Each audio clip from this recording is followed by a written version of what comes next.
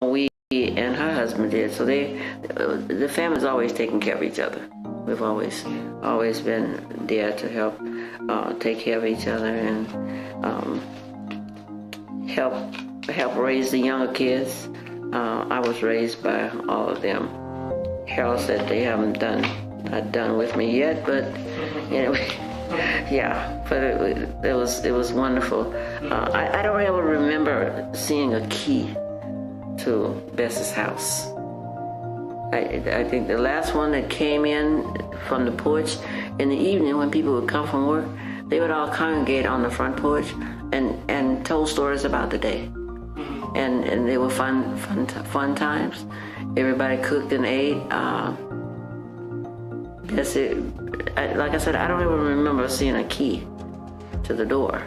So living in the heart of New Orleans at that time, 2436 Robert Street was, you might say, it was a sweet, sweet spirit in that house.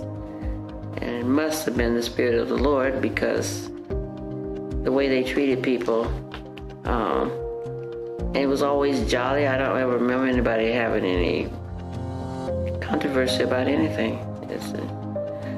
Bessie would get in her bed and say, "I'm going to rest my nerves." She says, "Have a little R&R all the time." But it was very jolly all the time. And then there was Benny. Benny was a mischievous child, I'm told. He was born in June 19th, 1927. He passed away September 29th, 2016. He had Parkinson's disease, and he worked all the time. He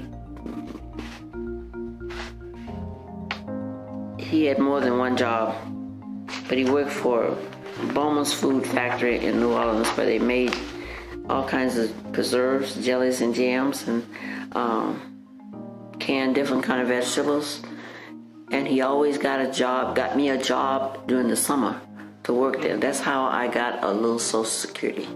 I wouldn't have had any. He could have given me the money, but I would have never been able to accomplish what I did by having the job. So he taught me how to work out in the world. So they help give us survival skills that way, to learn how to be able to make a dollar there, what it was meant to be on a job. Being on the farm was one thing, but working in the public was a whole nother story. So he would come through and watch me, and his wife was there. She was one of the inspectors for the food. So they took care of me. I'll never forget them. I'll never forget my family for taking care of me, because the older ones, that's what they did. We looked after each other. Yeah, we took care of each other. Like I said, Benny was very mischievous. They said if Benny was promised a whipping, he would go and climb a tree. Try to wait till Daddy go to bed. He would go and climb the tree, and he liked to hunt. And he told me that at an early age, Daddy taught him how to shoot a 12-gauge shotgun. And he said the gun would kick him, and he would go right back and shoot again. And he never went in the service. He was never called to go into the service.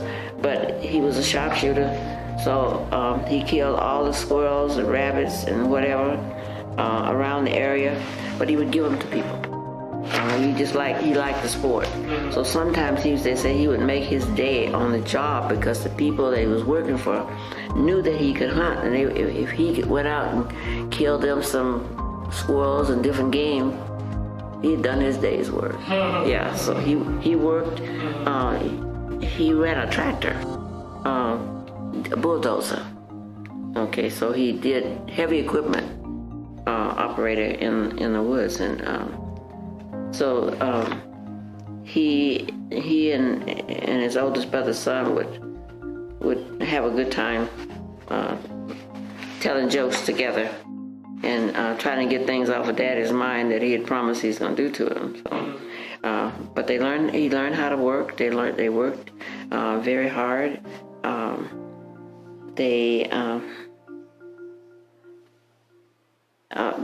And Benny would tell me some stories about Daddy. He said to make a few bucks, Daddy would log. He would haul things on the wagon, pull corn, plow fields, cut and hoe, and cut locust posts, whatever he could find to make $1. So the locust posts that you use to go around a fence, make a fence with, he said at that time they would sell them for 10 to 15 cents a piece. Okay, so they didn't let anything go. The eggs was like they sold for 25 cents a dozen for the eggs. But if they only had a dime, they'd get them. They'd give them to them, let the people have them. Okay, so I remember when I came along, they were getting like 15, 20 dozen eggs a week. Okay, so they had too many eggs, so you couldn't be able to do anything with all of those. So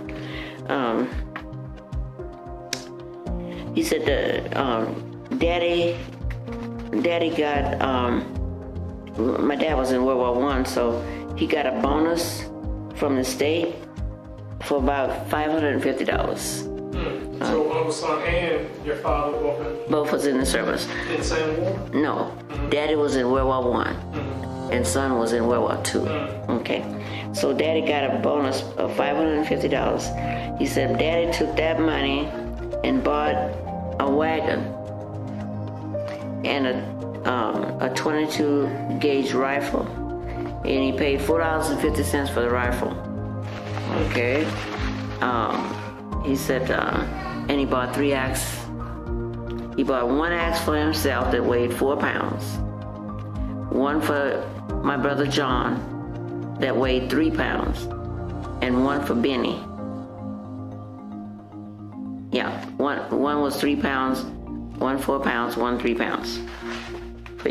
So that's what he did with the money. So he was always very thrifty with his money. So and you know, like people will say about your grandfather being tight. We call it thrifty, but they knew how to hold on to $1. So this is what Mama knew how to hold that $1. Yeah, she they had no problem with holding on to the nickel. So that was good. Benny told me that when he left here from Mississippi logging, he had gotten his salary up to like $50 a day because he was so good at what he did. It was a lot of money then. So he's like, I'm tired of logging. I'm going to the city. So he went to New Orleans and started working there.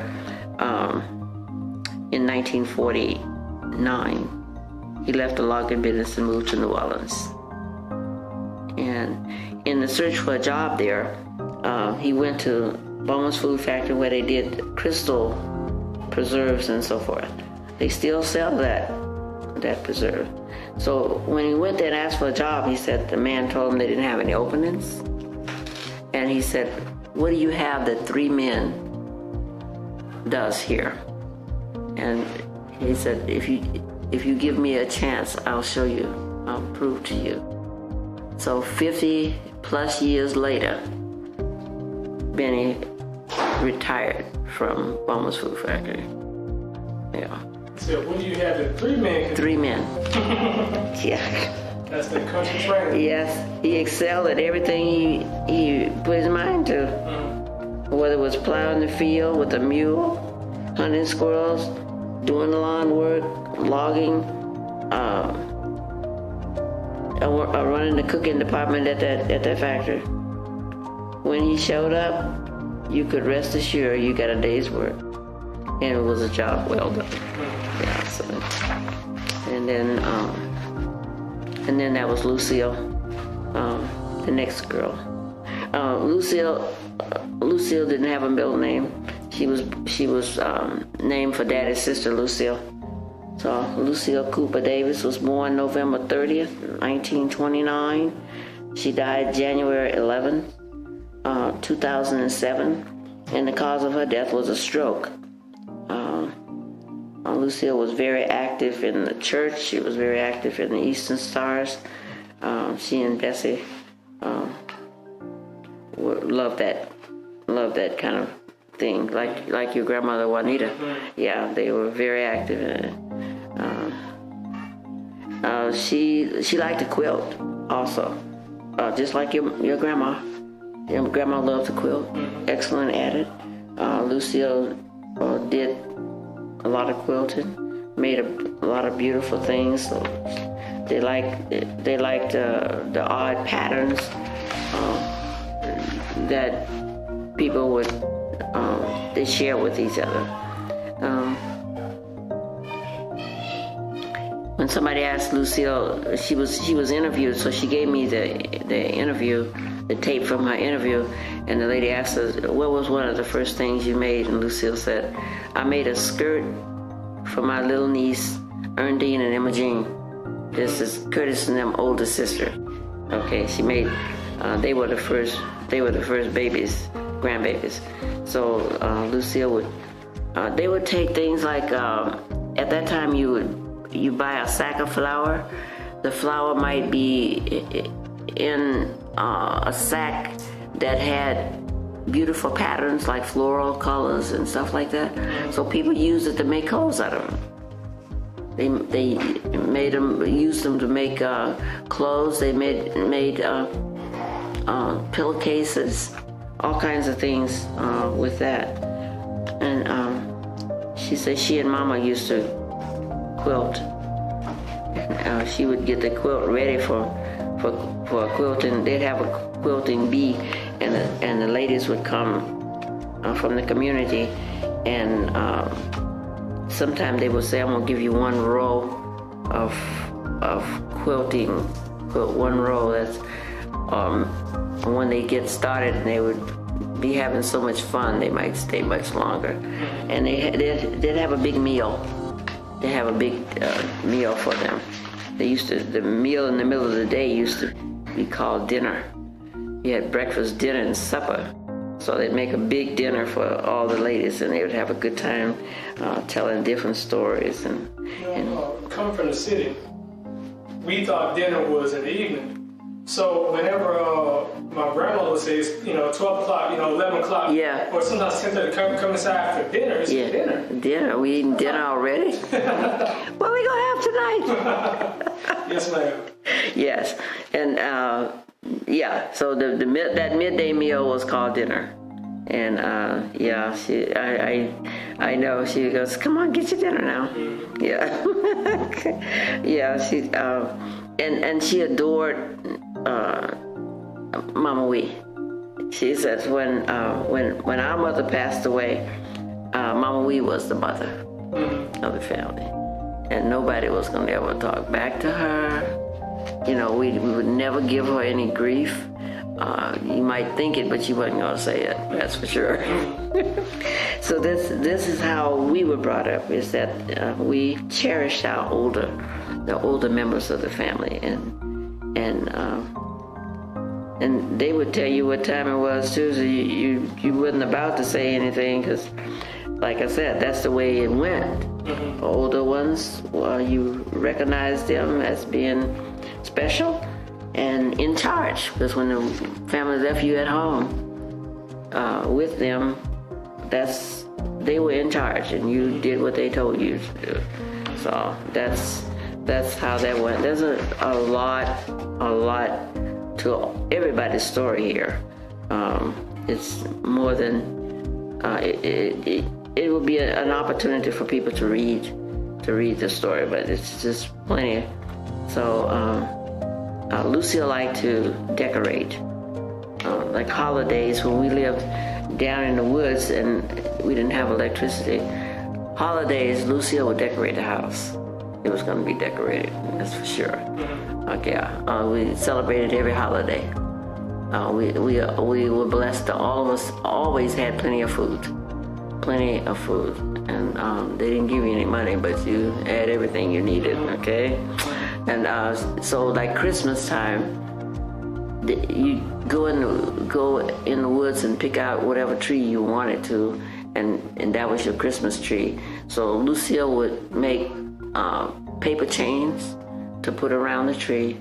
Then you would make the popcorn, make popcorn.